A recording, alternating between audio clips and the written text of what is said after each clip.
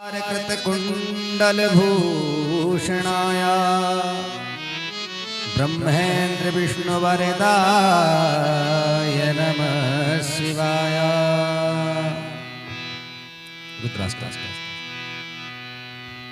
नमामि समीसान निर्वाणरूपं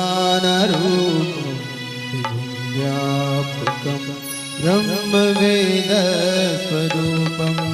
नमामि समीसान निर्वाणरूपं विभुं व्यापकं ब्रह्मवेदस्वरूपं। नमामि समीसान निर्वाणरूपं व्यापकं ब्रह्मवेदस्वरूपं।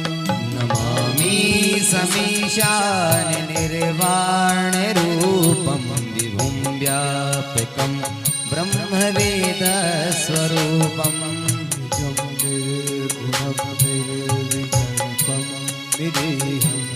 चिदाकाशमाकाशवासं वदेहं। नमामि समीशान निर्वाणरूपं विभुं व्यापकं ब्रह्मवेदस्वरूपं। ॐ नमः शिवाय। ॐ नमः शिवाय। ॐ नमः शिवाय।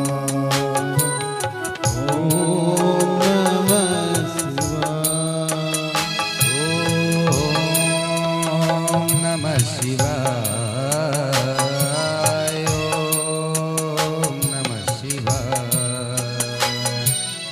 ॐ नमः शिवाय। ॐ नमः शिवाय। जय हो। निराकार ओंकार मूलं तुरीयं गिराज्ञानि गोति तमीशं गिरीशं करालं महाकाल कालं कृपालं गुणागार संसार पारं नतोऽहं तुषारादिशङ्कास गौरं गम्भीरं मनोभूतिकोटि प्रभाश्री शरीरं पन्मोलिकल्लोलनीचार गंगा रसद बाल बांधे कंठे भुजंगा रत्कुण्डलं भूषुनेत्रं विशालं प्रसन्नाननं नीलकण्ठं दयालं मृगाधीश चरमाम्बरं पुण्यमालं प्रियं शङ्करं सर्वनाथं भजामि। नमामि समीसा निर्वाणरूपं विभुं व्यापकं ब्रह्मवेदस्वरूपं।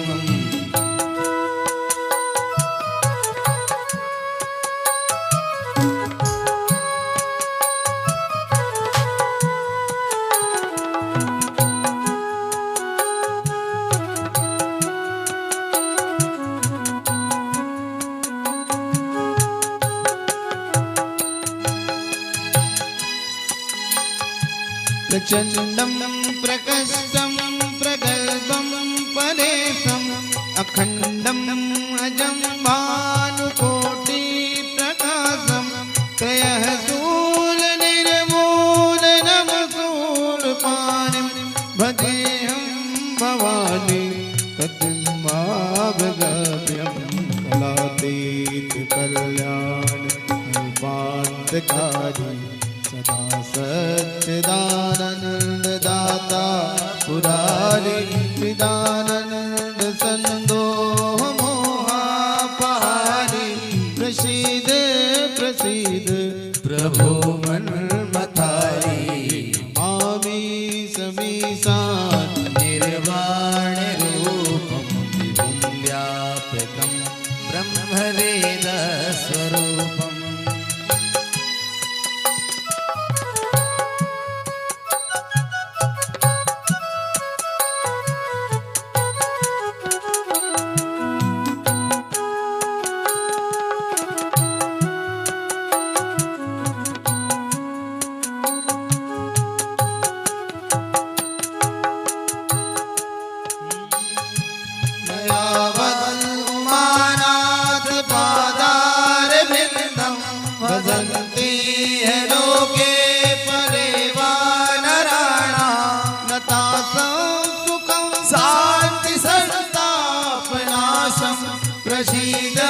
प्रभु सर्वभूताधिवासं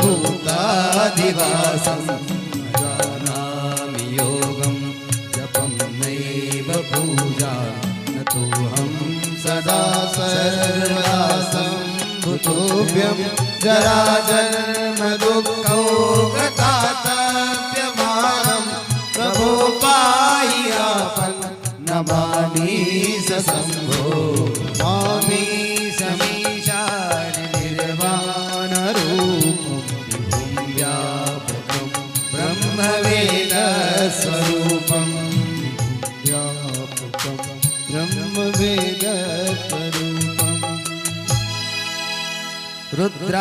रुद्राष्टकमिदं प्रोक्तं विप्रेण हरतोऽसये ये पठन्ति नरा भक्त्या तेषां शम्भो प्रसीदति।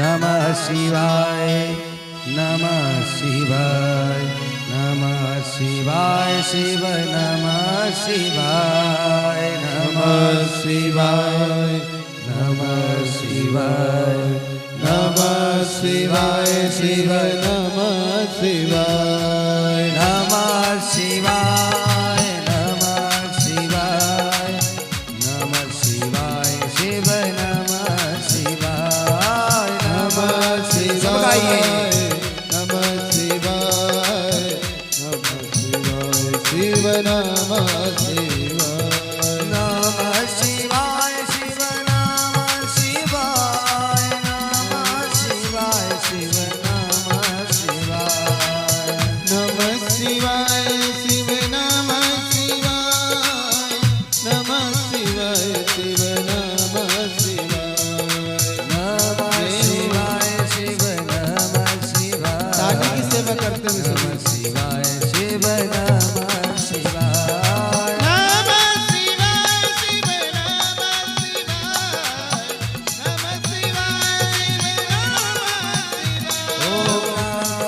शिवाय शिव नमः शिवाय नमः शिवाय शिव नमः शिवाय शिवाय शिव नमः शिवाय नमः शिवाय शिव नमः शिवाय नमः शिवाय शिव नमः शिवाय नमः शिवाय शिव नमः शिवाय नमः शिवाय शिव नमः शिवाय ओम शिवाय शिव नमः शिवाय नमः शिवाय शिव नमः शिवाय नमः शिवाय शिव नमः सब गाइए नमः भगवान का नाम हमसे पार करने वाला होता है। नमः शिवाय शिव नमः शिवाय ओम नमः शिवाय शिव नमः शिवाय नमः शिवाय शिव नमः शिवाय नमः शिवाय शिव नमः शिवाय नमः शिवाय शिव नमः शिवाय नमः शिवाय शिव नमः शिवाय नमः शिवाय शिव नमः शिवाय नमः शिवाय शिव नमः शिवाय नमः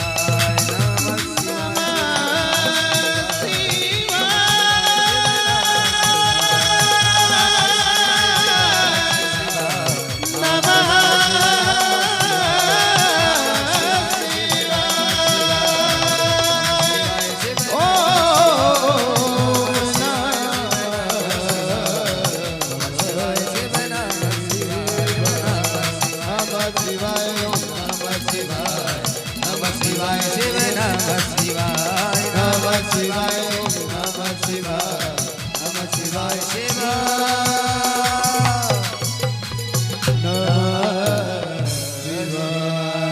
बोलो भूत भावन भगवान की जय धर्म की अधर्म का नाश हो, प्राणियों में सद्भावना हो, विश्व का कल्याण गौ हो, माता की जय हो, गो हत्या बंद हो, सत्य सनातन धर्म की जय हो, जगदम्बा महारानी की जय हो, हेड़ापति मैया की जय हो, हनुमंत लाल की जय हो, भैरवनाथ की जय हो, भोलेनाथ की जय हो, गंगा मैया की जय हो, रेवा मैया की जय हो, काशी विश्वनाथ की जय हो, शिव महापुराण की जय हर हर महादेव शंभो।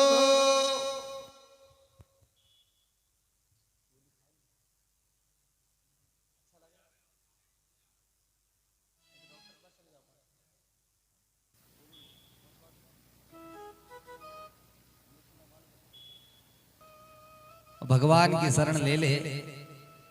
भगवान का वचन है गीता में भगवान कहते हैं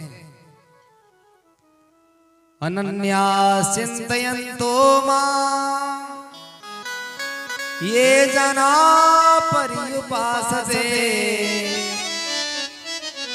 तेषां नित्याभियुक्तानां योगक्षेमं वहाम्यहम्। जो मुझ परमात्मा के अलावा किसी और की शरण में जाता ही ना हो, उस भक्त के कदम जैसे ही मेरी ओर चल पड़ते हैं और उसके मैं सारे पापों को दूर कर देता हूं, उसको नष्ट कर देता हूं, जीवन मुक्त कर देता हूं। इसलिए आप और हम भगवान की शरणागति में बैठे। प्रभु दुर्लभ आपने मनुष्य शरीर दिया है, आपने दुर्लभ मनुष्य शरीर दिया है। ऐसा ना हो कि आपका नाम ना जप पाए और श्वास छूट जाए, और श्वास छूटी क्या मिलेगा? फिर वही 84 लाख योनि, और 84 लाख योनि के जो ताले हैं उसकी एक ही चाबी है, मनुष्य शरीर। ये याद रखो। साधन धाम मोक्ष करि द्वारा, साधन धाम मोक्ष करि द्वारा, पाए न जेहि पर लोक सवारा। इस लोक से भी उस लोक को पार होना चाहते हो, यहां से यदि आपको जुन्नारदेव जाना है, छिंदवाड़ा जाना है, तो वाहन की आवश्यकता पड़ेगी। चाहे वो पशुधन रूपी हमारे पुराने वाहन चलते थे, बैलगाड़ी, छकड़ा आदि, अब चलने लगी मोटरसाइकिल, फटफटू, कार। लेकिन जाना आपको यदि वहां है तो उसके लिए भी आपको एक वाहन की आवश्यकता होगी। इसी प्रकार संसार रूपी सागर से जिस भव से पार जाना चाहते हो, तो भगवान की शरणागति के अलावा कोई दूसरा वाहन नहीं है जो आपको भव पार कर सकता है। इसलिए जब तक यहां बैठेंगे बड़ी चैतन्यता से बैठेंगे।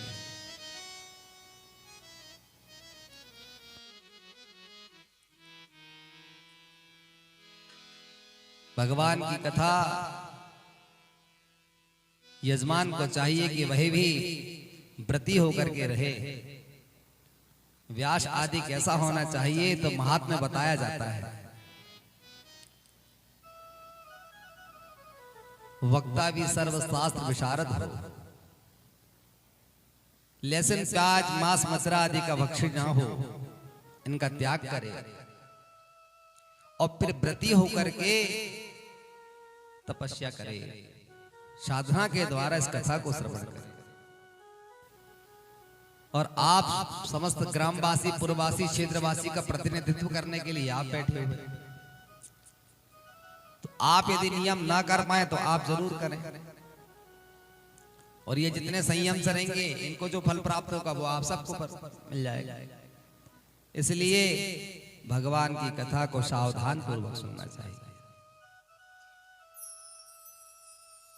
शिव पुराण की कथा को सुनते समय सेमी की सब्जी, कंदमूल, कांदे की जड़, नारियल की जड़, गाजर, लहसुन, प्याज, इनका सेवन नहीं करना चाहिए। जो व्यक्ति शिव पुराण की कथा सुनता है उसको इन सब चीजों का त्याग करना चाहिए जब तक ये अनुष्ठान पूर्ण न हो जाए। यह नियम बताया व्यास जी ने शिव पुराण में। जैसा खाएंगे अन्न वैसा बनेगा मन।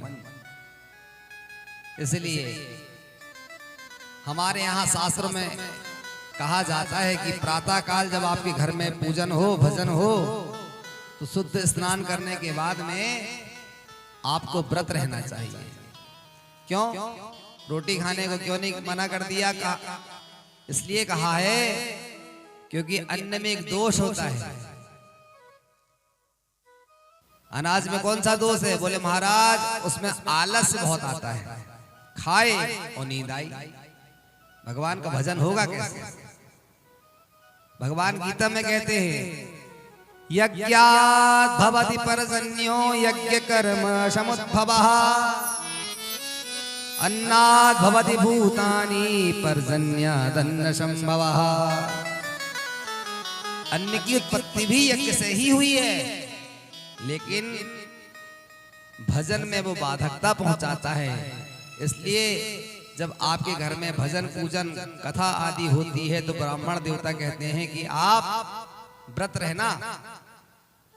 इसलिए रहना ताकि आपको आलस्य ना आए, आपकी इंद्रियां शयन की ओर ना भागे, भगवान के भजन में आपका मन लगा रहे। इसलिए आपको व्रत रहने को कहा जाता है। हमने कल आपसे कहा पिजामा कुर्ता नहीं चलेगा, धोती क्यों चलेगी? देवो भूत्वम देवो यजेता। देवता की पूजन से पूर्व स्वयं को देवत्व की प्राप्ति होना चाहिए।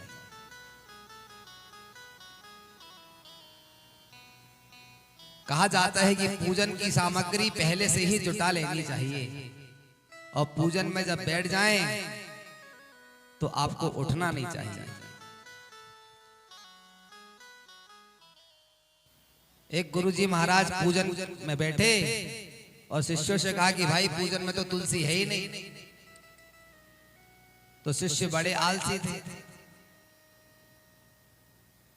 तो एक शिष्य ने कहा कि गुरुजी तुलसी वो क्या लंबे लंबी होती है, चौड़े चौड़े जिसके पत्ते होते हैं, वो जिसमें केला लटकता है? गुरुजी बोले कि बताओ, 5 साल के बच्चे से पूछेंगे तो वह बता देगा कि ये केला का पत्ता है।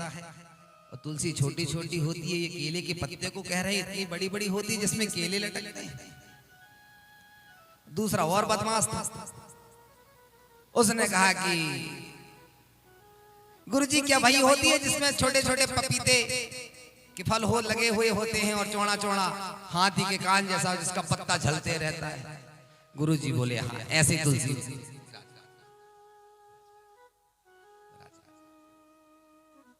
ऐसे बैठे वहां बैठे आप, ऐसे आते ज्यादा सुंदर लगता। मंच पर शोभायमान ब्राह्मण देवता होते हैं।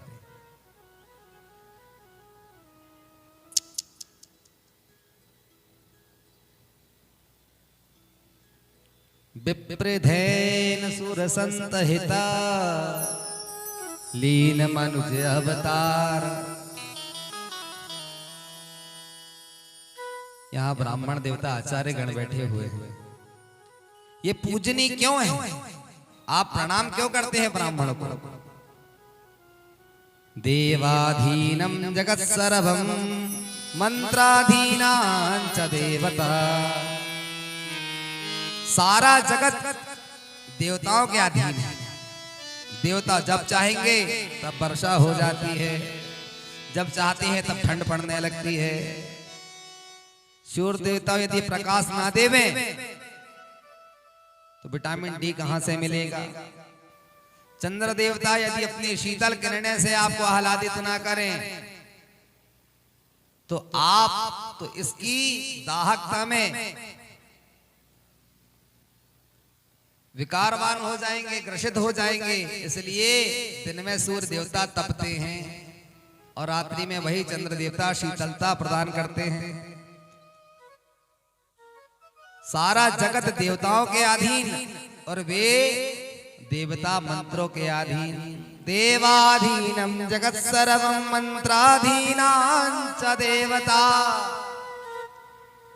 जगत देवता के अधीन और वे सारे सूर्य मंगल चंद्रमा भौम आदि देवगण मंत्रों के अधीन होते हैं और वे मंत्र ब्राह्मण के अधीन होते हैं। इसलिए ते मंत्रा ब्राह्मणाधीना तस्मात् ब्राह्मण देवता, इसलिए ब्राह्मण को देवता कहा गया है। हे ब्राह्मण देवता, आप सूर्य आदि देवगणों के मंत्रों को जानते हैं, आप साधक हैं, आपने उनकी साधना तपश्चर्या की हुई है। आप चाहें तो भगवान शंकर को प्रसन्न करके और हमारी पुकार को उन तक पहुंचा सकते हैं। इसलिए ब्राह्मण को प्रणाम किया जाता है, सर्वोपरि बताया गया है।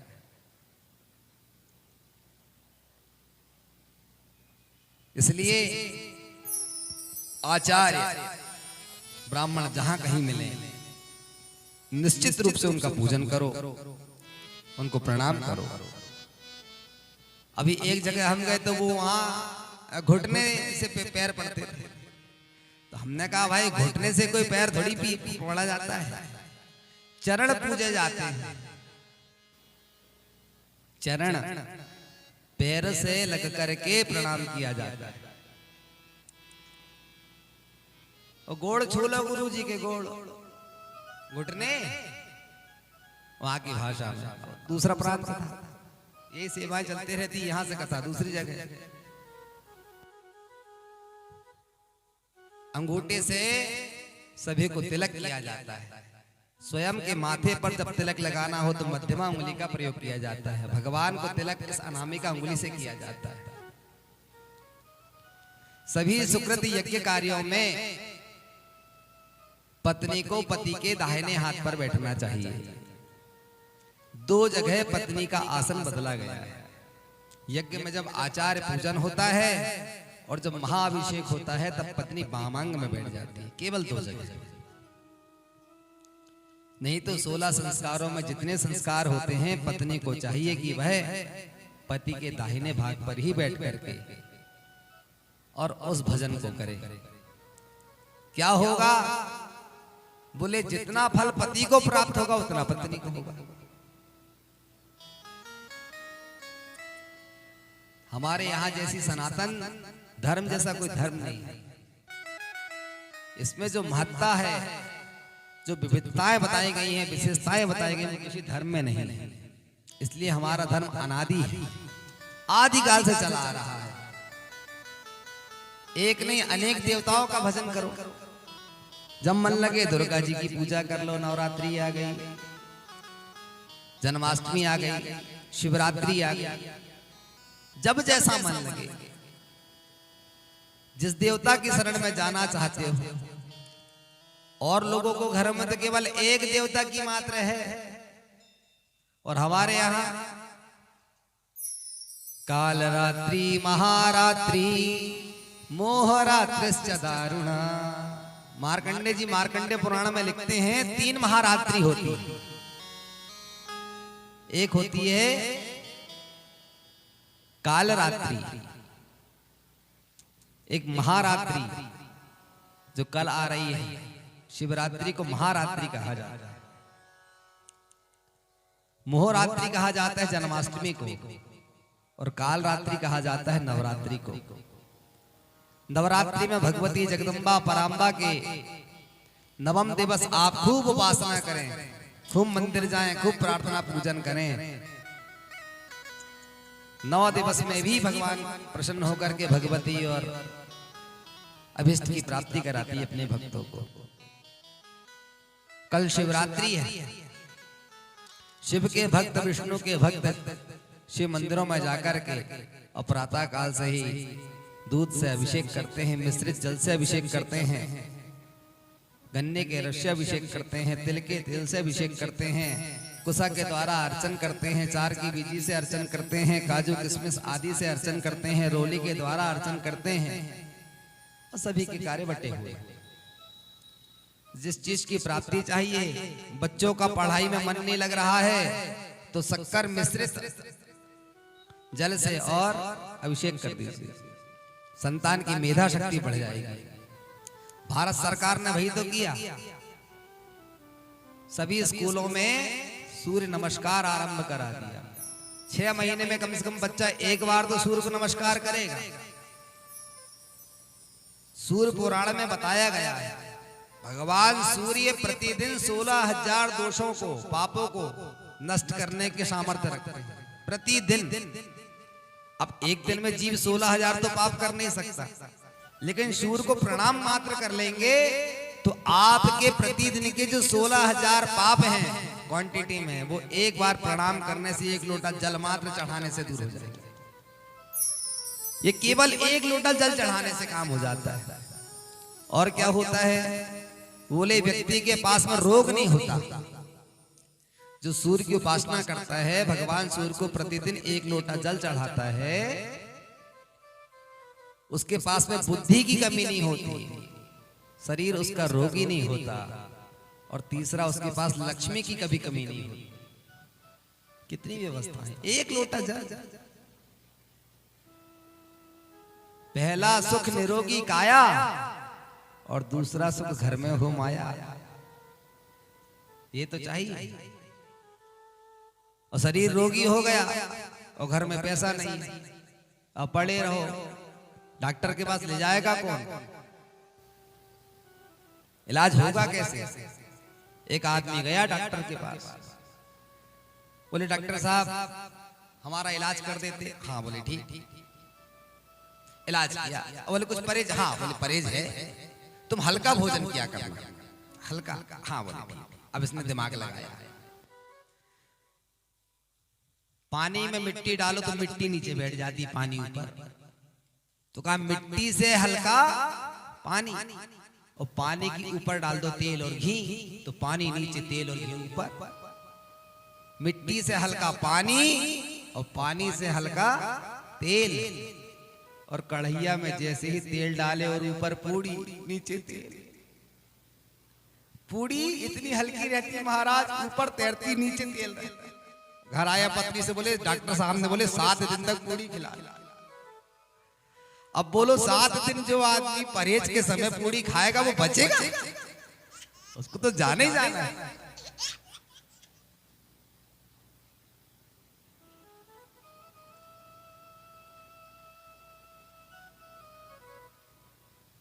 अच्छा, कुछ लोगों की आदत होती है, वितर्कशील होते हैं। भगवान शंकर कहते हैं पार्वती 5 लोगों को पूजा का, जप का, तप का, यज्ञ का फल नहीं प्राप्त होता। माता पार्वती आश्चर्य में रही, ऐसा लगता है मुझे ताने मार रहे हैं, आज भांग की घुटाई अच्छे से हुई नहीं। ऐसा मैं नहीं बोले आप नहीं, नंदी होगा। बोले नंदी भी नहीं है, ये भृंगी होगा। भृंगी भी नहीं। फिर कौन है? बोले सावधानी से सुनो। आश्रित तधानाम पापात्मा नास्तिको छिन्न संशयः हेतुनिष्ठश्च पंचैते ना पूजा फलभागिनः। पहला वो जिसमें श्रद्धा ना हो, खूब बढ़िया टेंट लगवा दिए, हाँ बोले क्या होता, 2-5 लाख रुपए कौन खर्चा ना करते। काम तो कर रहा है लेकिन श्रद्धा विहीन है, ऐसे व्यक्ति को कोई फल की प्राप्ति नहीं होती। सावधान हो जाओ। जब भी कोई सुकृत पुण्य करना चाहते हो, पहले हृदय में श्रद्धा को विराजमान कर लो। वेद भगवान कहते हैं श्रद्धावान लभते ज्ञानम, श्रद्धावान व्यक्ति को ही लाभ और ज्ञान की प्राप्ति होती है। अब जिसको लाभ चाहिए वो अपने हृदय में पहले श्रद्धा को विराजमान करे। आश्रित तधानाम पापात्मा, पहला व्यक्ति पूजा का, जप का, यज्ञ का, तप का फल प्राप्त नहीं होता जो श्रद्धा से रहित होता है। दूसरा, जिसकी आत्मा ही पापमयी हो गई हो। 5 मर्डर करो, 1 पुराण कर दो। 5 मर्डर कर दो, 1 पुराण कर दो। जिसकी आत्मा पापमयी हो गई है, वह भी यदि कथा को, भजन को, यज्ञ को श्रवण करता है, उसे कोई फल की प्राप्ति नहीं होती। तीसरा, नास्तिको छिन्न संशय, जो नास्तिक हो क्यों जाए मंदिर, क्यों कथा सुने? कथा सुनना कोई जरूरी है क्या? मंदिर जाना कोई जरूरी है क्या? सब आडंबर है, फालतू की बात करते हैं लोग। और वही नास्तिक आदमी जो हमेशा विरोध करता है लोगों का, क्यों चंदा दे, ये दिए हमारे घर में आ जाते हो पैसा मांगने के लिए। दुर्गा जी गणेश जी बैठी नहीं की, बस आ गए घर के देरी। ऐसा नास्तिक आदमी यदि 11 बजे रात में शमशान की घाट से गुजरे और खूंटा में फंस जाए गले का गमछा, तो सबसे पहले हनुमान जी महाराज याद आते हैं और सबसे पहले कहता है, भूत पिशाच निकट नहीं आवे, महावीर जब नाम सुनावे, नासे रो घरे से पीरा, जब निरंतर हनुमत। हाय हनुमान जी महाराज आज रक्षा कर। और तेज हवा का झोंका आया, खूंटे में जो फंसा था गमछा उड़ गया और उड़ते ही भागा। अब पत्नी ने कही, हपरा क्यों मार रहे हो, इतनी तेज दौड़ लगा के आ रहे हो, आधी रात में कोई दौड़ता है क्या? सुबह सुबह मॉर्निंग वॉक करना चाहिए। नहीं नहीं बोले, दरवाजा बंद कर, बड़ा विकट था, यदि अभी आ गया तो गला ही दबाए। आज हमारा साक्षात्कार हुआ ऐसे भूत से प्रेत से। नास्तिक आदमी भी भजन करने लगता है।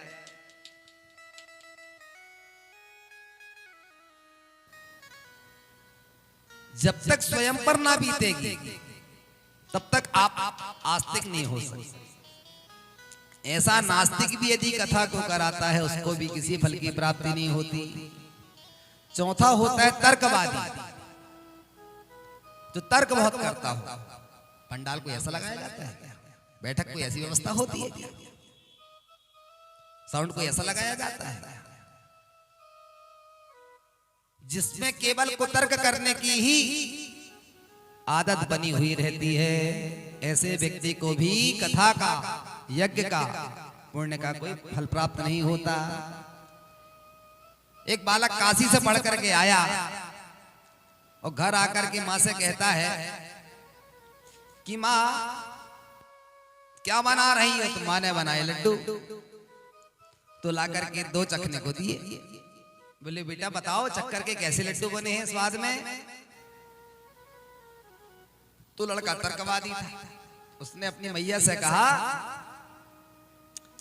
कि बताओ ये कितने लड्डू हैं? माता बोली बेटा कैसी बात करता है, 2 लड्डू तुझे दी हूं तो 2 ही तो रहेंगे। बोले नहीं, एक। और माता जी ने कही 2, तो वो कहता 2 और 1 3।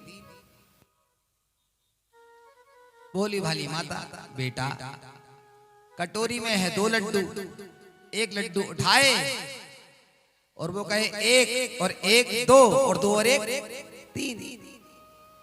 उसका पिता सुन रहा था लेटे लेटे, वो गया। बोले हाँ बेटा तू सही कह रहा है, लड्डू 2 नहीं 3 है।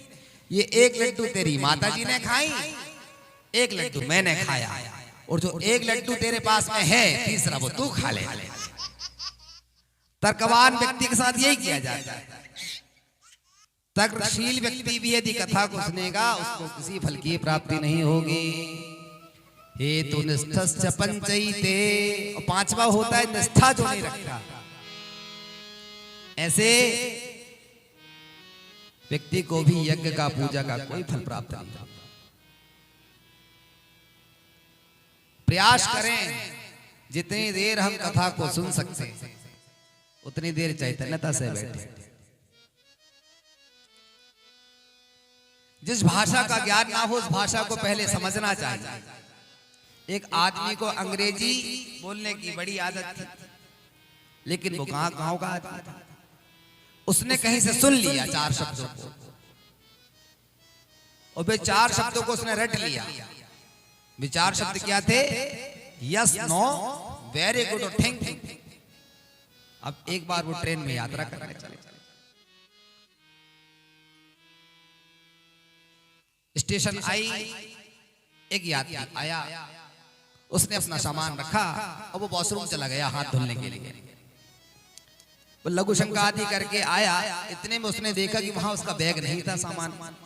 तो उसने पूछा अब पूरे कंपार्टमेंट में वहां 15 लोगों में किसी ने तो नहीं बोला, ये फिटफिटा के बोल पड़ा, बोले आपने देखा? बोले यश, गांव का। उसने कहा कि जब आपने देखा तो कृपा करके बता देते कहाँ रखा। बोले नो। वो खींच गया, बोले हद करते हो, सामान हमारा, बैग हमारा, अभी अभी हमने रखा था और आप कह रहे नो, क्यों नहीं बताएंगे आप हमारा सामान, बताइए। उसने कहा कि नो। दोबारा पूछने पर जब नहीं बताया, उसने दिए 2 चांटा खींच के। तो उसने कहा कि वेरी गुड। अब आपने मार ही दिया तो कहा थैंक यू। उसे इस बात का भी ज्ञान नहीं था कि मैं क्या बोल रहा हूं, उसका क्या अर्थ निकलता है। इसलिए शब्द वो बोलिए जो समझ में आ जाए। हमारा शास्त्र वही कहता है, दृष्टि पूतम नयसेत वाक्य पूतम वस्त्र पूतम पिबेत जलम मंत्र पूतम वदित वाक्यम मनः पूतम समाचरे। भगवान ने आपको आंखें दी हुई है तो दृष्टि से देखकर को कार्य करिए, और वस्त्र से छान करके जल को पीजिए।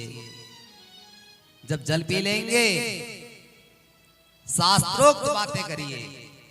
ऐसी वाणी नहीं बोलिए कि किसी के हृदय में कष्ट हो, उसे दुख पहुंचे, और कार्य भय करे जो मन को अच्छा लगे। अब मन को अच्छा लगे इसका ये मतलब नहीं कि मनमानी करें, मन को जो अच्छा लगे वह करें, लेकिन मनमानी नहीं। हमारा शरीर दशरथ है। दशरथ जी को दशरथ क्यों कहा जाता था? क्योंकि उन्होंने अपनी 10 इंद्रियों को वशीभूत किया हुआ था।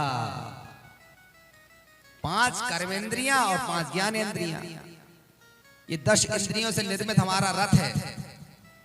ये रथ रूपी शरीर ही 10 इंद्रियों को लेकर के चलता है, इसलिए इसे दशरथ कहा जाता है। और इसमें से यदि आपने एक इंद्री को यदि वशीभूत कर लिया तो विंध्यस्तरित सागरम, विंध्याचल पर्वत को पार जाना जैसे सहज हो जाता है, ठीक इसी प्रकार उस पुरुष को भक्त को चाहिए कि वही भी इस भवसिंधु से पार हो जाता है। और मैं तो कहता हूं भगवान का नाम मात्र ले लेने से जी पार हो जाता है। मेरे साथ कहिए, अरे हो गए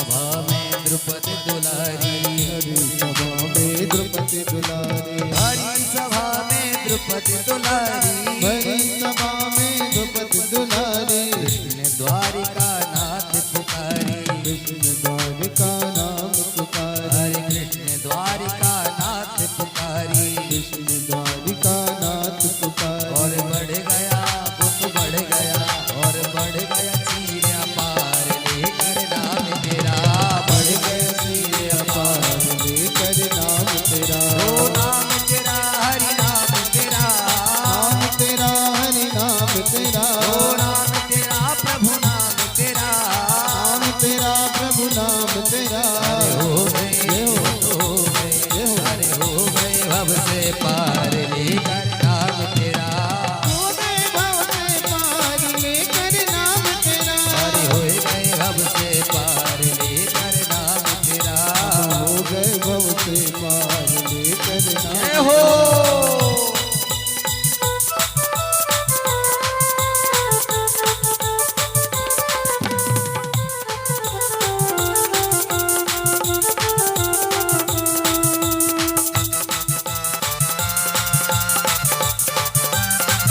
जय हो।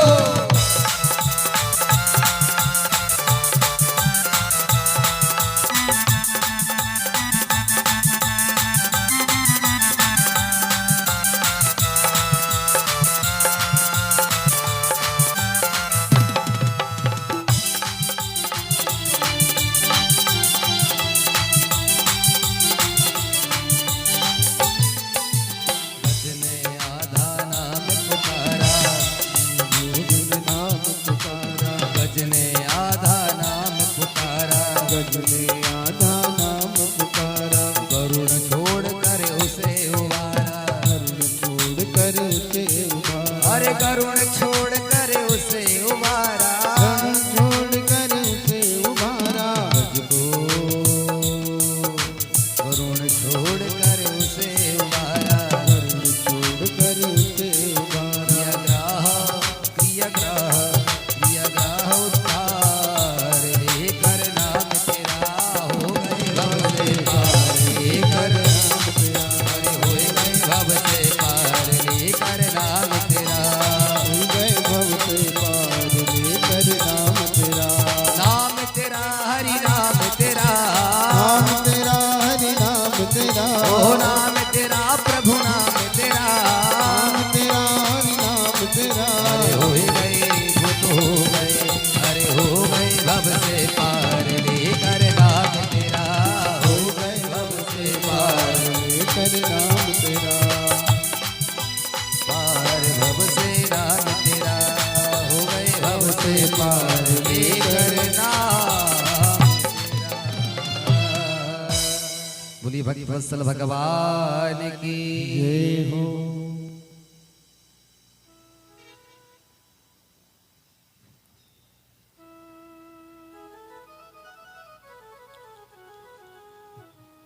सौनकादिक ऋषियों ने पूछा श्री सूत जी महाराज से, महाराज ये शिव पुराण की कथा दिव्य इसका निरूपण हुआ कैसे? तब सूत जी महाराज कहते हैं कि सावधानी पूर्वक सुनो। एक बार सुंदर माघ का महीना था और सभी देवादि ऋषिगण प्रयागराज में सम्मिलित हुए। क्यों? बोले एक यज्ञ करना था। माघ मकर गत रवि जब होई, रवि जब होई तीरथ पति आव सब कोई। उस तीरथ पति प्रयागराज में सभी ऋषिगण आ पहुंचे। माघ का महीना था, मकर ऋतु थी। सभी आए, एकत्रित हुए और वहां भगवान देवादिदेव महादेव का यह दिव्य चरित्र सभी गाने लगे। श्री व्यास जी महाराज को ये दिव्य महापुराण 1,00,000 श्लोकों वाला भगवान शंकर ने सुनाया। 12 संहिताएं इस दिव्य शिव महापुराण में हैं। व्यास जी ने विचार किया कि 1,00,000 श्लोक वाला महाभारत ग्रंथ तो लोग पढ़ नहीं पाते हैं। वे लोग 1,00,000 श्लोक वाला ये शिव पुराण पढ़ेंगे कैसे? तो उन्होंने क्या किया, इसको छोटा कर दिया। उन 1,00,000 श्लोकों से सार निकाला और 24,000 श्लोकों में आबद्ध कर दिया। इसमें जो 12 संहिताएं थी उनमें से 5 अलग कर दिए और 7 संहिताएं रोकी। तो शिव पुराण में अब हो गए 24,000 श्लोक और 7 संहिताएं। लेकिन हे सौनकादियों, जो व्यक्ति एक बार शिव महापुराण का एक श्लोक पढ़ लेता है अथवा सुन लेता है, भगवान शंकर की उस पर अहेत की कृपा हो जाती है और वह जीवन मुक्त हो जाता है। श्लोकार्धम श्लोक पादम वा पठे भगवता चया। जो व्यक्ति एक श्लोक पढ़ लेता है अथवा एक श्लोक का आधा श्लोक पढ़ लेता है, अरे महाराज आधा का और आधा पढ़ लेता है, तो वह भी त्रैलोक्य माम पुनाति, तीनों लोकों से मुक्त हो जाता है। मेरे गुरुदेव भगवान वेदव्यास जी को भगवान शंकर ने 1,00,000 श्लोकों का ज्ञान कराया। उन्होंने 1,00,000 श्लोकों में से 24,000 श्लोक बनाए। भगवान महादेव ने ही 1 करोड़ श्लोक परोसा महर्षि वेदव्यास जी को, जिन्होंने एक वेद के 4 वेद, 18 पुराण और 6 शास्त्रों का निरूपण किया। इस प्रकार से जो कुछ आदि काल से कहा गया है वो सब भगवान शंकर के मुख से ही निकला है। इसलिए भगवान शंकर आदि वक्ता कहलाते हैं। आपने अमर कथा आदि भी श्रवण करी है, भागवत आदि कथाओं में आती है। भागवत जैसा महाग्रंथ भी भगवती पार्वती को शुकताल में भगवान शंकर ही श्रवण करा रहे हैं। सूत जी कहते हैं, सोनकादियों, विद्येश्वर संहिता सबसे प्रथम संहिता कहलाती है शिव महापुराण की। ऐसी 7 संहिताओं का निरूपण किया और भगवान शिव को कहा गया है शैवम पुराण तिलकम। शिव भक्तों के लिए ये पुराण तिलक माना गया है, पुराणों का तिलक माना जाता है, इसलिए इसकी महिमा अपार है। शिव पुराण को सभी भक्तों को सुनना चाहिए और शिव भक्ति को बड़े ही आनंद के साथ करना चाहिए। प्रयास करें, प्रतिदिन पार्थिव लिंग का पूजन करें, मिट्टी के शिवलिंग बनावे, आटे के शिवलिंग बनावे, गुड़ का शिवलिंग बनावे, फूल पुष्पों के शिवलिंग बनावे, रुद्राक्ष के शिवलिंग बनावे, भस्म के शिवलिंग बनावे और मक्खन का भी शिवलिंग बनाया जाता है। भगवान शिव की आराधना साकार और निराकार रूप में की जाती है। साकार रूप में जो मूर्ति बैठती है भगवान सदाशिव, और निराकार में जो लिंग बैठा हुआ है। मंदिर में की गई विराजमान मूर्ति 12 अंगुल से छोटी नहीं होनी चाहिए और घर में रखी गई मूर्ति एक लिंग से 1 अंगुल से बड़ी नहीं होनी चाहिए। गृहस्थी का जीवन बड़ा कठिन है महाराज। भगवान गीता में कहते हैं, अर्जुन धन्यो गृहस्थाश्रम। गृहस्थ आश्रम जैसा कोई आश्रम नहीं है, लेकिन जितना आनंद एक गृहस्थी को है उतना कठिन भी है। जन्म से लेकर 24 वर्ष की अवस्था पर्यंत ब्रह्मचर्य का आश्रम होता है। 25 वर्ष की अवस्था से 40 वर्ष की अवस्था तक गृहस्थ जीवन का आश्रम होता है और 41 वर्ष से 50 वर्ष की अवस्था तक वानप्रस्थ आश्रम कहलाता है और 51 वर्ष से लेकर के 100 वर्ष पर्यंत 50 वर्ष का जो आश्रम है वो संन्यास संसार से धीरे धीरे विरक्ति हो जाना। और शिव पुराण भी वैराग्य की ओर ले जाने वाली कथा है। रामायण कौन कौन पढ़ता है? हाथ ऊपर करके बताओ। और हम भी पढ़ते हैं। बस इतने लोग रामायण पढ़ते हैं? सब लोग पढ़ते होंगे, हमको वैसे विश्वास है। हमें कुछ पूछोगे नहीं, ऐसे पूछ रहा हूँ क्या पढ़ते हैं? हाँ, नहीं पढ़ते होंगे तो सबको पढ़ना चाहिए। उसमें लिखा हुआ है, बाबा तुलसी कहते हैं, भवानी शंकर वंदे श्रद्धा विश्वास रूपिणौ। भगवान शंकर कैसे हैं? माता पार्वती और भगवान शंकर श्रद्धा और विश्वास की ही मूर्ति हैं। ये कथा राग से वैराग्य की ओर ले जाने वाली होती है।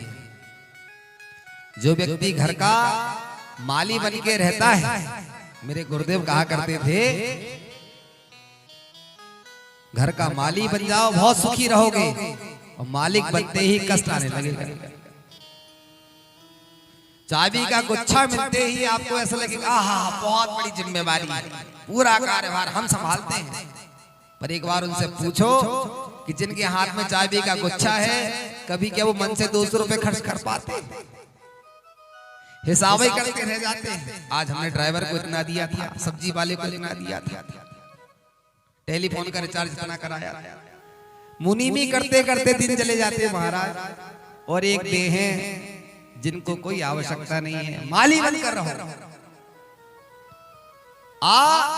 राम जीवन में यदि आराम चाहते हो तो राम को बुला लो। राम जा काम गया। गुरुदेव कहते थे, जहां राम तहां काम नहीं, और जहां काम तहां राम। जहां काम वासना रहेगी, जहां कामनाएं रहेंगी, वहां राम जी नहीं रह पाते। भगवान तो कहते हैं, निर्मल मन जन सो मोहि बाबा, निर्मल जन मन सो मोहि बाबा। ओ निर्मल मन जन सो मोहि बाबा, निर्मल मन जन सो मोहि बाबा। मोहि कपट छल छिद्र न भावा, मोहि कपट छल छिद्र न भावा। कैसे है भगवान? भगवान की प्रतिज्ञा है, मोहि कपट छल छिद्र न भावा। कपटता पूर्वक छल किया हुआ जीवन उस शरीर में मैं बिल्कुल नहीं आता। अरे भाई, आपके घर में किराएदार तब आ पाएगा जब आपके घर के कमरे खाली होंगे। और पहले से यदि किराएदार भरे पड़े हैं और आप बाहर तख्ती लगा करके लिख देते हैं कि हमें मकान किराए से देना है, और जब वो आके सर्च करेगा, देखा यहाँ तो 5 परिवार के लोग पहले से रह रहे हैं, कौन आएगा भला रहने? इसी प्रकार भगवान कहते हैं, शरीर में आपने काम को, वासना को, लोभ को, कुटिलता को पहले से भर के रखा हुआ है। इन मेहमानों को भगाओ तो सही। ये जब खाली हो जाएगा तब मैं अपनी पत्नी भक्ति को लेकर के अवश्य यहाँ पधारूंगा। मोहि कपट छल छिद्र न भावा, मोहि कपट छल छिद्र न भावा। मोहि कपट छल छिद्र न भावा। इसलिए जीवन में निर्मलता का होना आवश्यक होता है। गृहस्थ जीवन कठिन है, दुस्तर है, लेकिन आनंद भी है। वैरागवान पुरुषों को पूछो, साधु महात्मा को कौन सा राम राम जपना, जहां मिल जाए वहां पालिए, हरि का भजन कर ले। लेकिन गृहस्थी को तो बेटी की जिस बेटी ने 25 वर्ष घर में 20 वर्ष बिताए हो, उसकी विदा करो। 4 महीने उसका मन अभी ससुराल में नहीं लगेगा, उसका मन अपने मायके की ओर, क्योंकि उसने 20 वर्ष बिताए ना माता पिता के साथ, भाई बहनों के साथ। वो जितनी भी चर्चा करेगी अपने मायके की करेगी। और जैसे 5 वर्ष 10 वर्ष पूर्व हुए, नहीं मां हमको जाना पड़ेगा, बच्चों की परीक्षा है, हम बिल्कुल नहीं रुक पाएंगे, पापड़ बेलाई चालू हमारी, बड़ी देना मेरी ननद आने वाली, वगैरह वगैरह। बताओ कि तो क्या बात ही अलग अलग। आज बेटी ने ऐसा क्यों कहा, क्या आशय है? क्योंकि अब उसने इसको पराया और उस अपने पति के घर को अपना मान लिया है, इसलिए आज उसे अपने का ज्ञान हो गया कि अब मेरे लिए पराया घर है। अब माँ कुछ बताएगी तो भाभी को फोन करेंगे, हाँ वो माँ को मेडिसिन दे देना, भैया को फोन करेंगे कल डॉक्टर के पास ले जा, बुआ जी के यहाँ परसों कथा है। दामाद लेने नहीं जाएंगे सासू माँ को, वो अपने भाई से कहेगी, मदद करेगी लेकिन औपचारिकता अनुसार करेगी, ऊपर के भाव से करेगी, क्योंकि अब वो घर पराया हो। ऐसे साधु जन भगवान को जब अपना मान लेते तो संसार उनके लिए पराया हो जाता है, जैसे एक बेटी के लिए उसका मायका पराया हो जाता है। इसी प्रकार साधु पुरुष भी संसार को पराया जान लेते हैं और परमात्मा को अपना मान लेते हैं। वेद भगवान कहते हैं युगांते प्रचले मेरु कल्पांते सप्त सागरा। जब एक युग का अंत आता है तो सुमेरु पर्वत चलने लगता है। युगांते प्रचलेन मेरु, और जब एक कल्प बीतता है तो 700 सागर चलने लगते हैं, वो भी अपना स्थान त्याग देते हैं। क्या करेंगे, बोले अब ये कल्प बीत रहा है, युग बीत रहा है। अरे भाई कितना ही ऊंचा पद मिल जाए, 6 महीने पूर्व आचार संहिता लगती है कि नहीं लगती? बड़े बड़े टैंकर में और बोर्डों का नाम मिटा दिया जाता है, बोले नहीं नहीं चुनाव आने वाले हैं, चलो डेंटिंग पेंटिंग सब करवाओ, नाम अलग करवाओ। ऐसी ये परंपरा अनादिकाल से चली आ रही है। एक युग बीता, सुमेरु पर्वत चलने लगा, एक कल्प बीता, 700 सागर चलायमान, लेकिन एक नहीं अड़िग होता, एक चलायमान नहीं होता। साधु वा प्रपन्नार्था, भगवान का जो भक्त होता है वो अड़िग रहता है, जो होगा देखा जाएगा।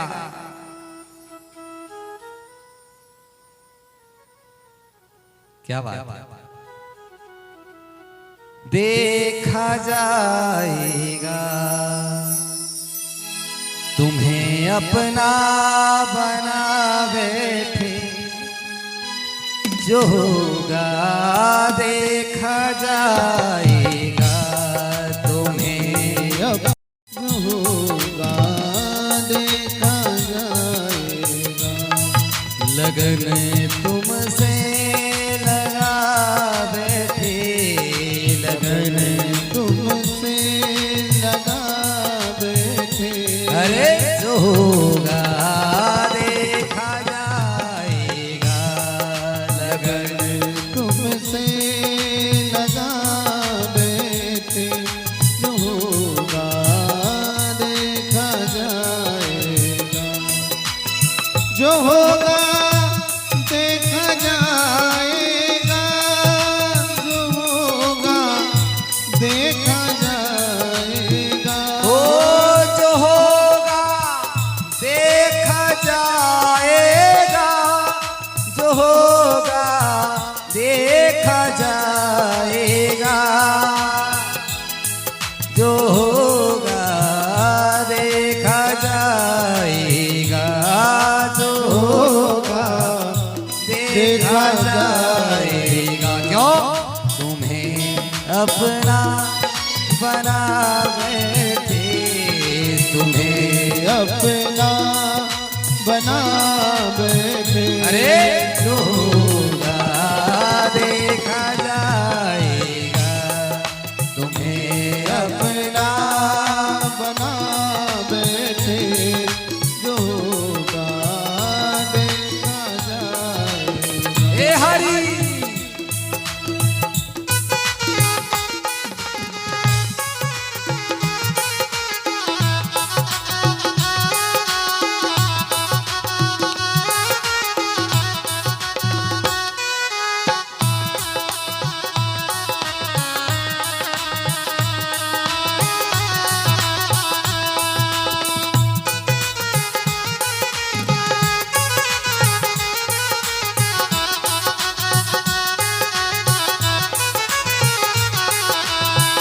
थारे वास तेरे भोला, थारे वास तेरे शंभू।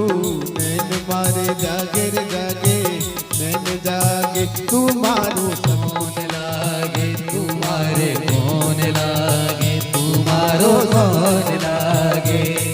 हो थारे वास तेरे शंभू, थारे वास तेरे शंभू। नैन मारे जागे जागे, नैन जागे तुम्हारो कौन लागे तुम्हारो कौन लागे तुम्हारो कौन लागे।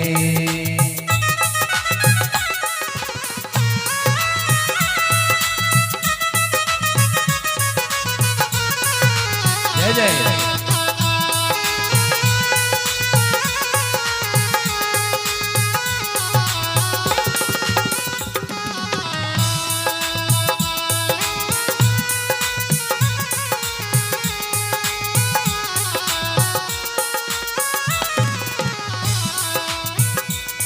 दीवाने बन गए तेरे तो फिर दुनिया से क्या डरना।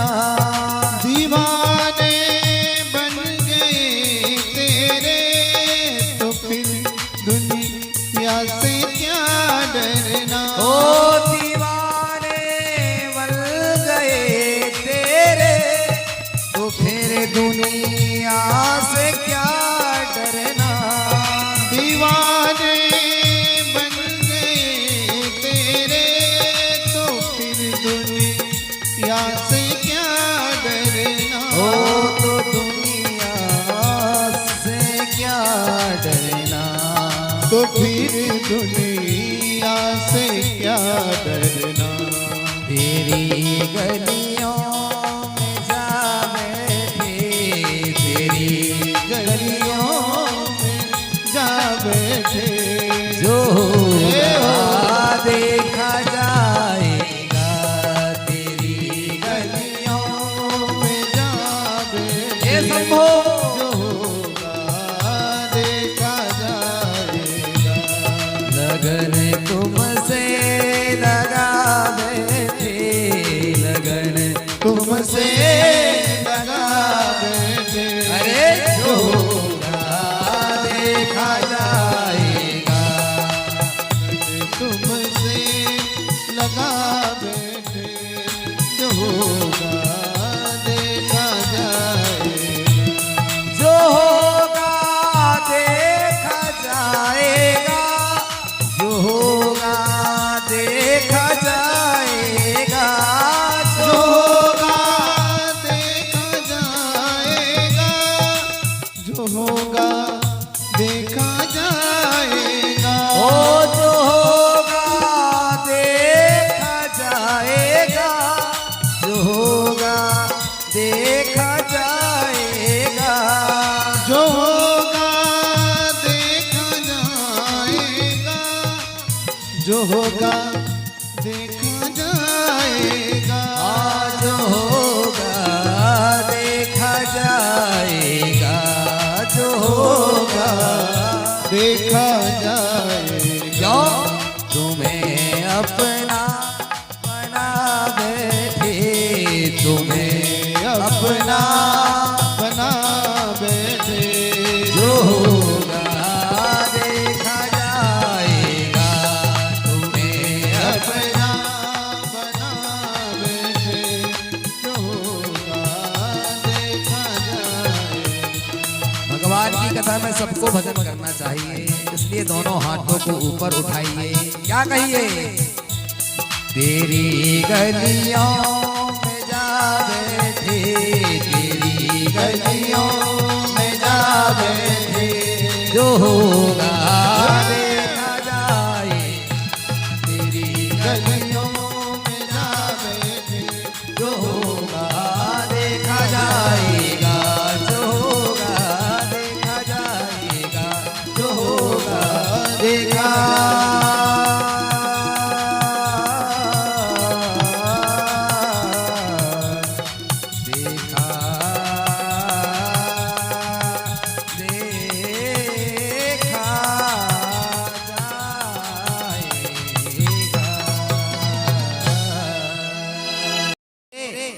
माता है, पिता है, आप ही सखा हैं, आप ही सौहर्द हैं और आप ही मेरे मित्र हैं।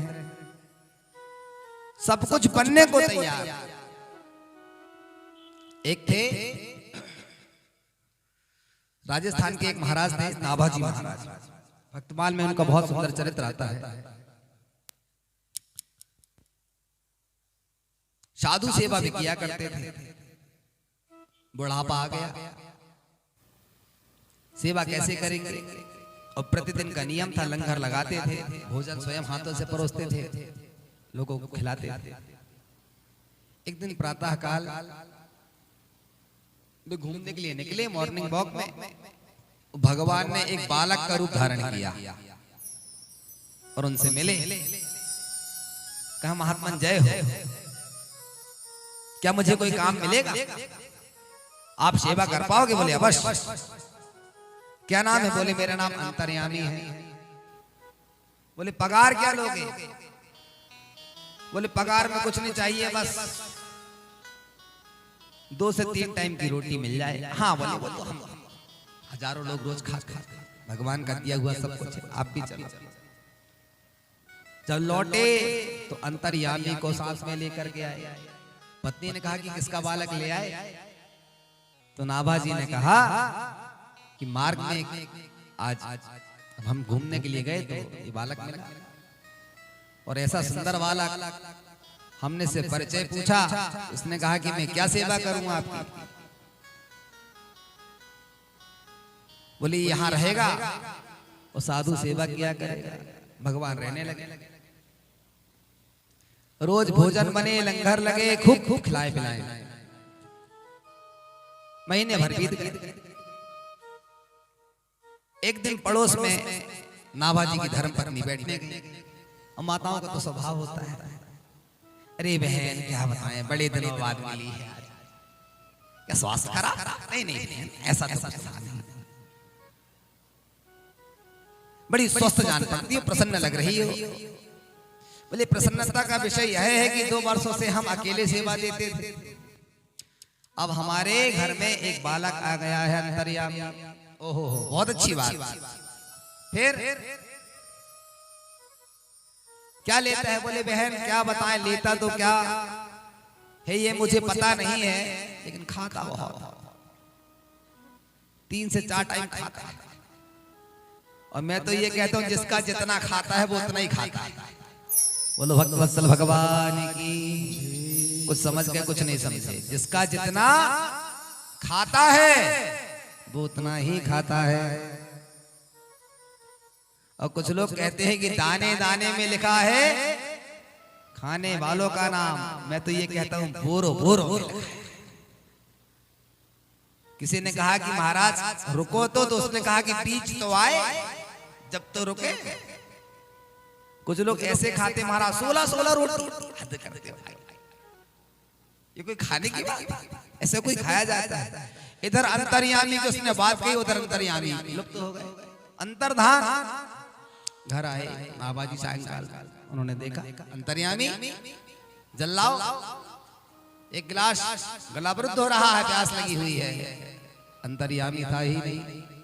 पत्नी से पूछा क्यों? अंतर्यामी बोले 2 बजे के बाद हमने तो दिखा नहीं, हम तो पड़ोस में गए हुए थे बैठ। कोई बात कही थी? बोले हाँ हमारी बात हुई थी, पर हमने ऐसा कुछ अंतर्यामी को कहा नहीं। पड़ोस में क्या वार्तालाप हुई, सारी कथा व्यथा बताई। बहन पड़ोसन ने पूछा था पगार में क्या देते हो? बोले हमने कह दिया हमें तो पता नहीं, पर खाता बहुत। ओहो, बात गलती यही तो हो। उसने हमसे कहा था कि मैं एक ही बात पर आपके साथ में चलूंगा, मुझे कोई पैसा नहीं चाहिए, बस जब मुझे भूख लगे तो मुझे खाने पीने को आप देना। नाभाजी महाराज ने पूरे मोहल्ले में गांव में ढूंढवाया, कहीं पता नहीं चला। रात्रि भर दोनों पति पत्नी ने कुछ नहीं खाया। दूसरे दिन प्रातः काल भी भगवान की याद में सारे यतीन्द्र मुनीन्द्र आ गए। आज लंगर नहीं बना, मन दुखी था, व्याकुल था। महीने भर से जो बालक हमारे पास में रह रहा था, सेवा दे रहा था, वो अचानक कहां चला गया? आसक्ति उसी से होती है जिससे लगाव होता है।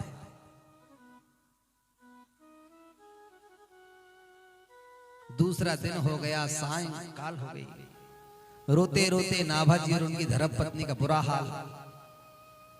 भगवान पुनः दर्शन देने आए और भक्तमाल में बताया गया है कि भगवान ने 6 महीने तक नौकरी किया और भगवान कहते हैं कि तू मुझे अपना बनाकर तो देख, यदि तेरे घर में नौकरी करने ना आऊं तो मेरे से आकर के तो है मोह नाते मानिए जो भावी। भगवान सब कुछ बनने को तैयार है, वस्तुतः हम उन्हें बनाने को तैयार नहीं होते हैं। कितने भक्त हुए, अनेकों भक्तों ने जाकर के भगवान से याचना की। शिव पुराण की कथा कहती है भगवान के 2 प्रकार के उनकी प्रतिष्ठा होती है स्वरूपों की, साकार और निराकार। एक चल प्रतिष्ठा, एक अचल प्रतिष्ठा।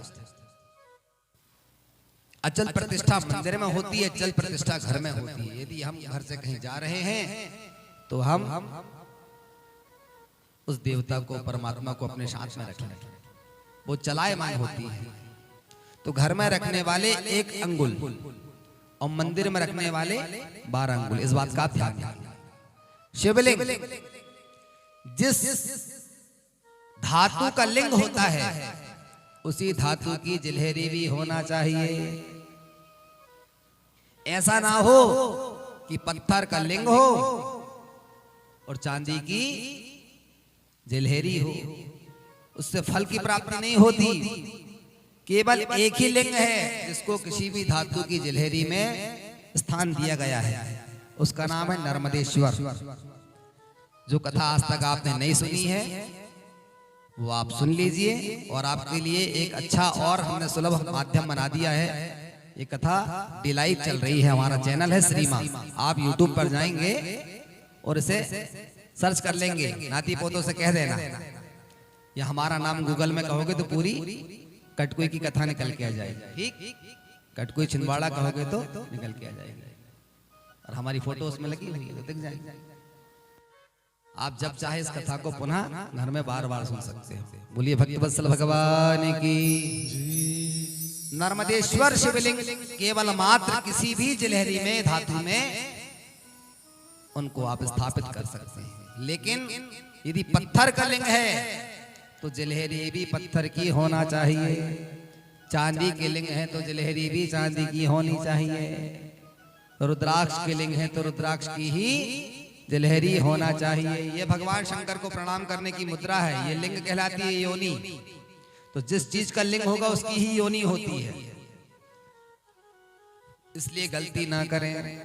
बार बार कहते हैं हम, गृहस्थ जीवन बड़ा दुर्लभ है, दुर्गम होता है।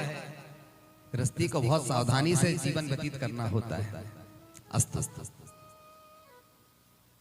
व्यास जी एक बार बड़े खिन्न मन से बैठे हुए थे। सनत कुमार जी आए। व्यास जी ने कहा, भगवान भोलेनाथ की असीम अनुकंपा से मैंने दिव्य पुराणों की रचना करी, लेकिन मेरे मन में संतोष नहीं है, मैं क्या करूं? आप मुझे मार्गदर्शन दें। सनत कुमार जी ने कहा, एक बार का मैं आख्यान सुनाता हूं। मैं मंदराचल पर्वत पर विचरण कर रहा था, तभी भगवान शंकर के प्रिय नंदी आ पहुंचे और नंदिकेश्वर ने मुझे आकर जो उपदेश दिया वो मैं आपको बताता हूं। मैं शिव शिव जप रहा था। भगवान शंकर ने पंचाक्षर मंत्र का निरूपण किया, ओम नमः शिवाय। दुजाति को चाहिए और माताओं बहनों को चाहिए कि वो प्रणव शब्द का प्रयोग ना करें, ओम ना जपें।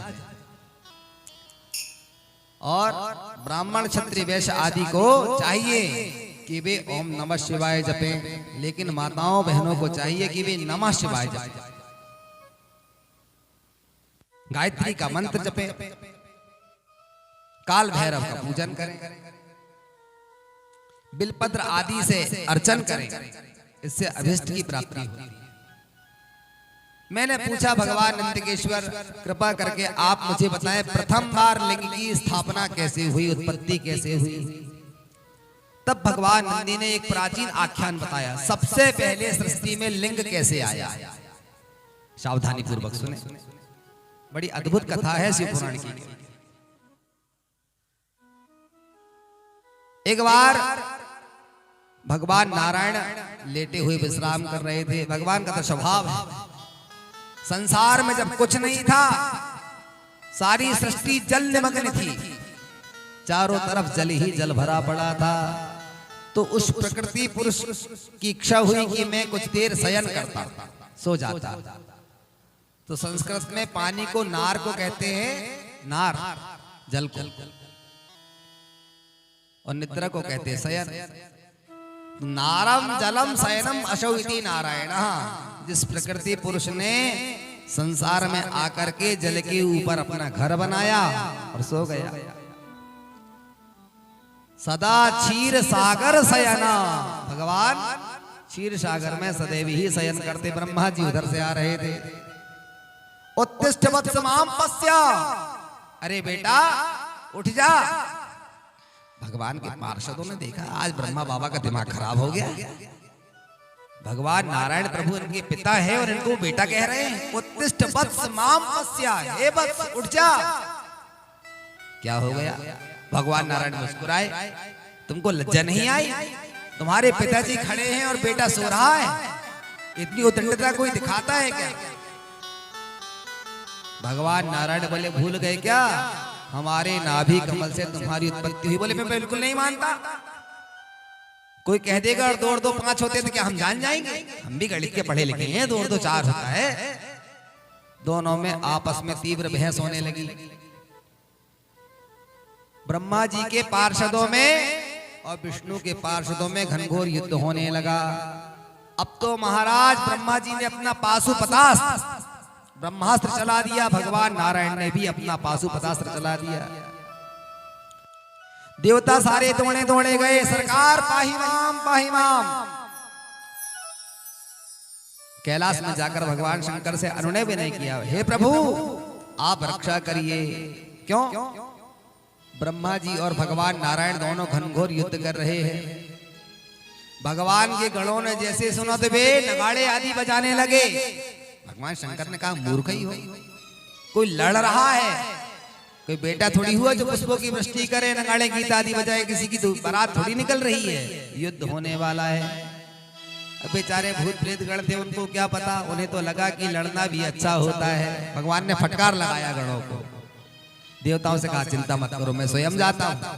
भगवान शंकर जैसे ही बढ़े आकाश मार्ग में तो क्या देखते हैं कि दोनों तीव्र युद्ध कर रहे थे, विष्णु और ब्रह्मा। मैं बड़ा, एक कहता है मैं बड़ा। झगड़ा भी यहीं से स्टार्ट होता है, और ध्यान रखना, एक कहता मैं, और जिसको अहम आया और वो गया, अरे मैं नहीं होता तो हाँ ऐसा हो जाता क्या, ये मैं ही खतरनाक, इसको समझना पड़ता है। भगवान शंकर जैसे आकाश मार्ग से आए और उन्होंने देखा ये दोनों घनघोर युद्ध कर रहे हैं, तो भगवान ने एक ज्योतिर्लिंग का स्थापन कर दिया, प्रकट कर दिया। और जैसे ही ज्योतिर्लिंग प्रकट हुआ, करोड़ों सूर्य के समान आभा प्रकाशमान था उसमें।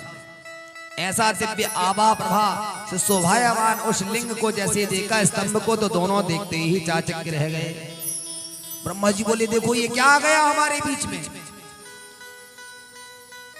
तीसरा बोला अरे इतना विराट हमने लिंग तो कभी देखा ही नहीं है, ये कहां का खंबा आ गया, दाहकता अग्नि के समान जल रहा है, इतना चमक रहा है। वही लिंग प्रकट हुआ। ब्रह्मा जी बोले ठीक, कौन पता करता है इसकी सतह का? तो ब्रह्मा जी ने कहा हम ऊपर जाएंगे आकाश मार्ग से।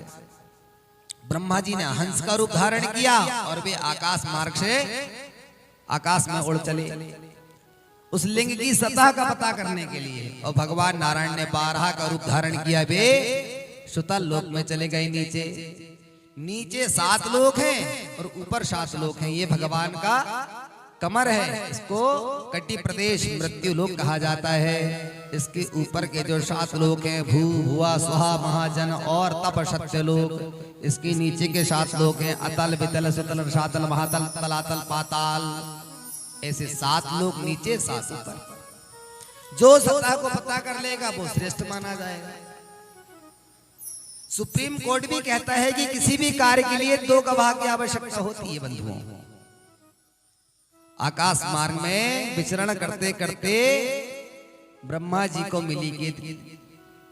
और केतकी कहां से आ रही थी? भगवान अपनी जटा में केतकी के पुष्पों की माला को लपेटे हुए थे। लेकिन जैसे ही भगवान ने उस दिव्य लिंग को प्रकट किया तो जटा के केस जैसे ही हिले तो केतकी के पुष्प वहां से झड़ करके नीचे आने लगा।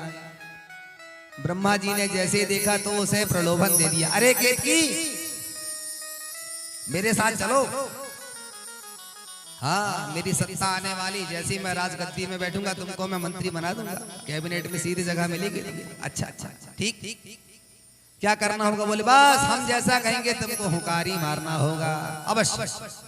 और आगे चले ब्रह्मा जी तो एक गवाह मिल गया, दूसरे की आवश्यकता थी, गौ माता मिल गई। हे गवाह पश्यमाम वत्स, हे वत्स मेरे साथ चलो, तुमको लोक पूजित करवा दूंगा मैं। ब्रह्मा जी ने गौ माता को भी प्रलोभन दे दिया और केतकी को साथ में लेकर के आने लगे। हारे थके भगवान नारायण बारह का रूप धारण करे हुए थे। जब सुतल लोक तक उन्हें उस लिंग की सत्ता का कोई पार नहीं पता चल पाया तो वे तो आ गए, आकर के विश्राम करने लगे। ब्रह्मा जी आए, बोले बस आ गए, पता लगाया आप? बोले नहीं महाराज, हम तो पता नहीं लगा पाए। हम जहां जहां तक गहराई पे जा रहे थे वो लिंग उतना ही बढ़ते जा रहा था। और आप गए थे आकाश मार्ग में, आपने तो सत्ता पता किया? हाँ। बोले हम गए थे, हमने पता किया। अच्छा आपने पता किया? बोले हाँ हमने पता किया और हम 2 गवाह भी लेकर के आए हैं। केतकी बताओ। भगवान नारायण ने अपने पार्षद से कहा, भैया लाओ लाओ पूजन की थाली लाओ, ब्रह्मा बाबा की पूजा करना पड़ेगा। आज से ये श्रेष्ठ हैं, हमारे पिता तुल्य हो गए हैं। ये सही कह रहे थे, उत्तिष्ठ माम वत्सा, मैं सही में बालक हूं। आज आपने पिता जैसा कार्य किया हुआ है। और भगवान पूजा करने के लिए थाली उठाई रहे थे कि भगवान शंकर प्रकट हो गए। मूर्ख, अपनी प्रतिष्ठा चाहने के लिए मिथ्या भाषण करते जा रहा है। अब ब्रह्मा जी कांपने लगे। ब्रह्मा जी पसीना पसीना हो गए। उनके शरीर से जो पसीना निकला उससे 2 प्रकार के पितर उत्पन्न हुए। एक से 64,000, एक से 86,000 पितरों की उत्पत्ति हुई। भगवान शंकर ने फटकार लगाई,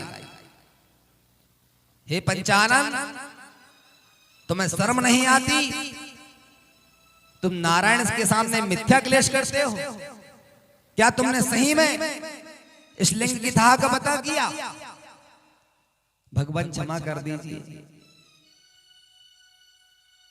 हे केतकी, तुम्हें मैं अपने जटाओं में, मेरे मंडप में तुम्हें स्थान देता था, जाओ तुम्हें श्राप देता हूं। आज के बाद मेरी शिव पूजन में केवड़ा को केतकी कहते हैं, तुम्हारा प्रयोग नहीं किया जाएगा। दूसरा, इस गौ ने अपने मुख के द्वारा झूठी गवाही दी है, इसलिए विष्ठा का पान करेगी। अग्रभाग इसका दूषित हो जाएगा तो आज भी गौ माता मुख से दूषित मानी जाती है। बोली भक्तवत्सल भगवान की। हे नारायण, आपके धैर्य, आपकी सामर्थ्य को क्या कहूं, आप तो प्रणाम करने योग्य हैं। भगवान नारायण मुस्कुरा रहे थे। भगवान, जब मैं गया सूकर का रूप धारण करके भीतर गया, सतह तक गया, लेकिन जब कुछ था पता नहीं चली तो मैं तो आ गया। थक गया था तो विश्राम करने लगा, लेकिन मैंने मिथ्या झूठ नहीं बोला। और झूठ ही लेना, झूठ ही देना, झूठ ही भोजन, झूठ चबेना, झूठ ही लेना, झूठ ही देना, झूठ ही भोजन, झूठ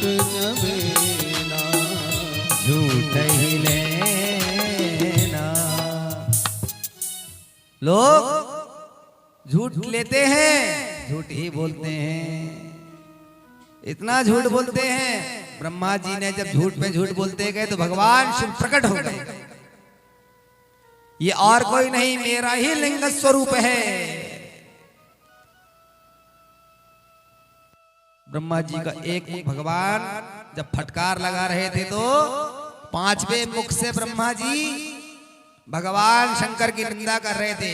बड़े आए त्रिशूल डमरू लेकर के मुझे फटकार लगा रहे हैं। तो भगवान ने जैसे ही अपनी भ्रकुटी को टेढ़ा किया और भ्रकुटी से एक वीरभद्र नामक पुरुष उत्पन्न हुआ और वही वीर पुरुष का नाम हुआ काल भैरव।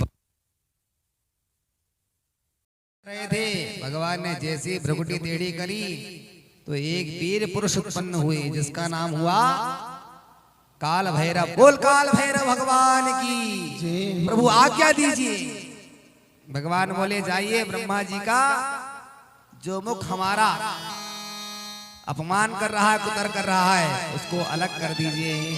और कहा कि आज से 4 दिशाएं हैं, तुमको चारों दिशाओं का नियंत्रण करना है। 5वां तुमको शोभा नहीं दे रहा था हे ब्रह्मा, इसलिए जाओ। और आज के बाद तुमने मिथ्या प्रतिष्ठा पाने के लिए झूठ बोला है, इसलिए भारत वर्ष में तुम लोग पूजित नहीं होगे। इसलिए यज्ञ आदि में केवल तुमको भाग दिया जाएगा, बाकी किसी भी जगह तुम्हारे मंदिर नहीं बनेंगे, किसी घर में तुम्हारी पूजा नहीं होगी। राजस्थान के एक महाराज थे, खेता जी महाराज, उन्होंने पुष्कर में ब्रह्मा जी का एक मंदिर बनाया हुआ है, खेता राम जी ने। और आश्चर्य की बात यह है कि जब उन्होंने यज्ञ किया उस प्रतिष्ठा के समय, तो उस यज्ञ की पूर्णाहुति के समय ही उन्होंने देह त्यागा, क्योंकि वो गलत था। इसलिए ब्रह्मा जी का केवल एक ही मंदिर है पूरे भारतवर्ष में, पुष्कर में। इसलिए ब्रह्मा जी चतुर्मुख हो गए और भगवान नारायण को कहा शिवस्या हृदयं विष्णु विष्णुश्च हृदयं शिवः। हे विष्णु, आप तो मेरे हृदय स्वरूप हो, मेरा ही स्वरूप हो, मेरे ही आराध्य हो। आप का मेरे से कोई अलगाव नहीं है। हे नाथ, मैं आपका दास हूं और आप मेरे भगवान हो। भगवान कूर्म पुराण में कहते हैं शिवस्य हृदयं विष्णु विष्णुश्च हृदयं शिवः। यह विष्णु स स्वयं रुद्रो या रुद्रो स जनार्दनः। जो विष्णु है वे ही शंकर के हृदय में निवास करते हैं और शंकर जी के हृदय में स्वयं भगवान ही निवास करते। इसलिए मैं कहता हूं परिवार मेरा, ओ परिवार मेरा तेरे हवाले, डमरुवाले ओ डमरुवाले, डमरुवाले ओ डमरुवाले। परिवार मेरा, परिवार मेरा तेरे हवाले, डमरुवाले ओ डमरुवाले, डमरुवाले ओ डमरुवाले।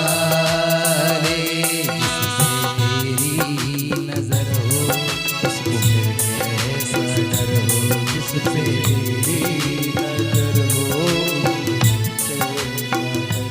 जिससे तेरी नजर हो, कैसा डर हो, जिससे तेरी नजर हो।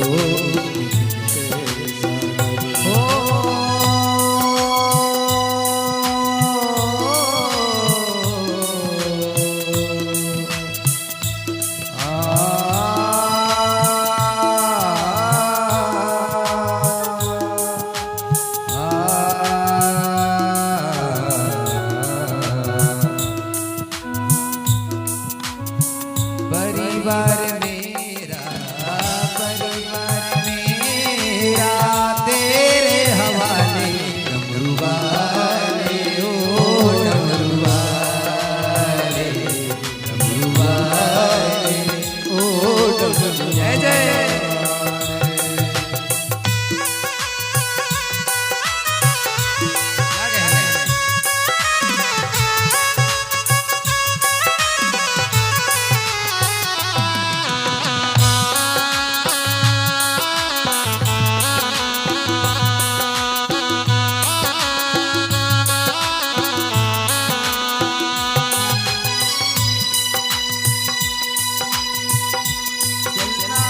साथ साथ बाबा मेरी राहों में।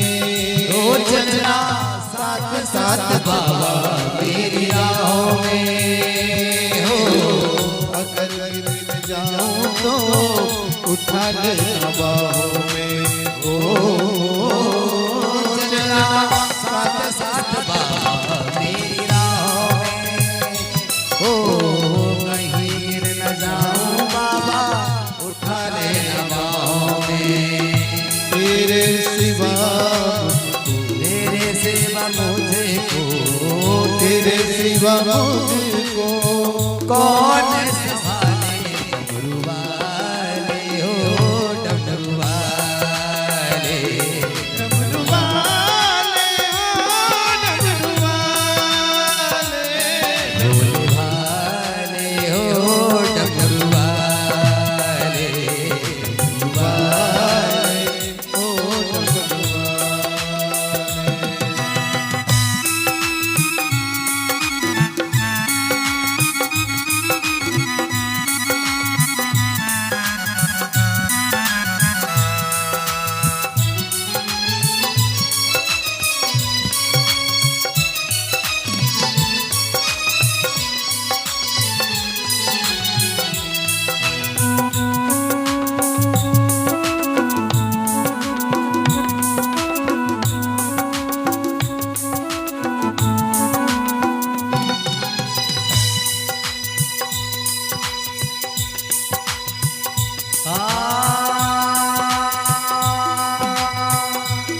मुझको डर है तो केवल संसार का। मुझको डर है तो केवल संसार का। हमारे परिवार बोझ परिवार का। मुझको डर है तो केवल संसार का।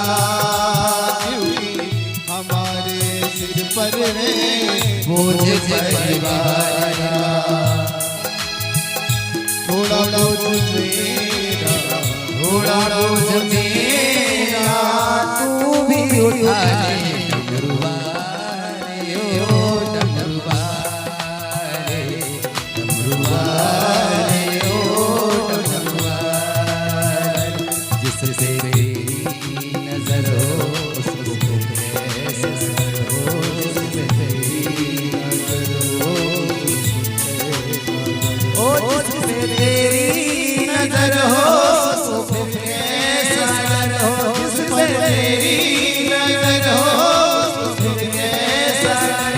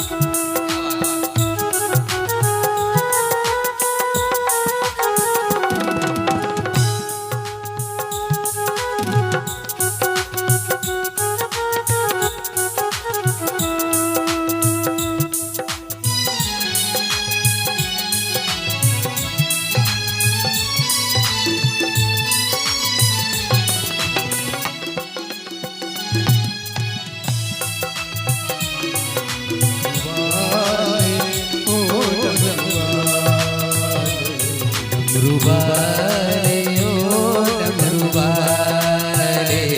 डमरू वाले ओ डमरू वाले। डमरू वाले ओ